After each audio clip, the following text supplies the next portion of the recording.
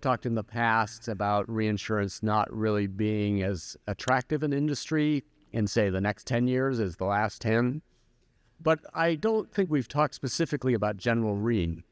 And I looked this morning at the 10Q, and I see General Re has grown nicely. I know there's been some changes in the management, and I wondered if you could just give us a sense of what's going on at the company to bring about some of that growth and what looks like improvement. Yeah, well, the reinsurance business, I don't think I'd say that it's tougher than it was 10 years ago, but if you go back to 40 or 50 years ago, it was not brutally competitive, I'll put it that way. And at Gen Re, Tad Montrose, who did a fantastic job for us at Gen Re, retired, and we have under Ajit, and then Kara in addition, but under Ajit, the focus of the place has changed somewhat, and it probably is more growth-oriented than before, but I can assure you that anything associated with Ajit also has underwriting discipline attached to it. But there has, as you've correctly noticed, there's been some pickup,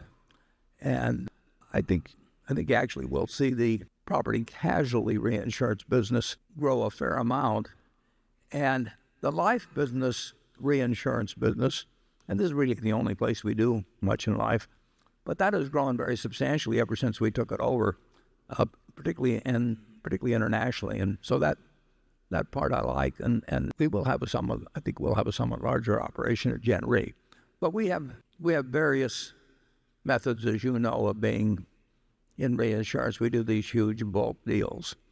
That's why our net revenues are down this year. We did that $10 billion deal with AIG, which was the biggest deal in history last year, and we don't have a repeat of it this year.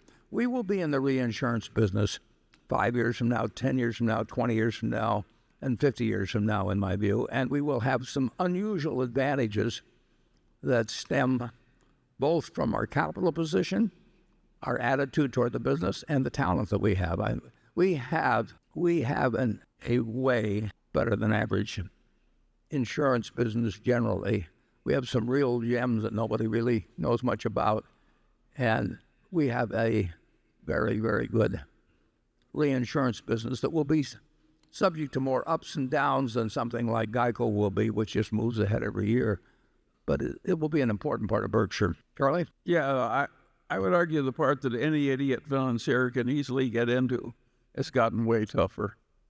And why wouldn't it? Charlie is